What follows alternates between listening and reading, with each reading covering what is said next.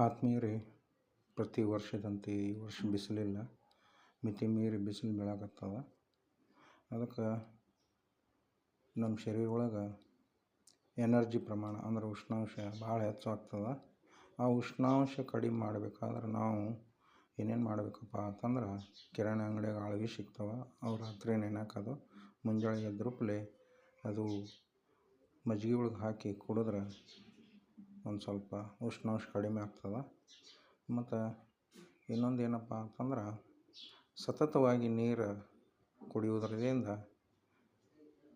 ಉಷ್ಣಾಂಶನೂ ಕಡಿಮೆ ಆಗುವ ಸಾಧ್ಯತೆ ಇರ್ತದೆ. ಇನ್ನೊಂದು ಶರಬತ್ತು, ಪಾಯಸ ಇಂಥವು ಕುಡಿಯಬೇಕು. ಮಾವಿನ ಹಣ್ಣಿನ ಜ್ಯೂಸ್ ಕುಡಿದ್ರೆ ಉಷ್ಣಾಂಶ ಹೆಚ್ಚಾಗ್ತದೆ. ಅದಕ್ಕೆ ನಾವೆಲ್ಲರೂ ಉಷ್ಣಾಂಶ ಕಡಿಮೆ ಮಾಡ್ಕೊಳಕ್ಕೆ ಒಂದು ಸಾಧನ ಹುಡುಕ್ಯಾಡ್ಕೋಬೇಕು. ಜೈ ಹಿಂದ್, ಜೈ ಭಾರತ್.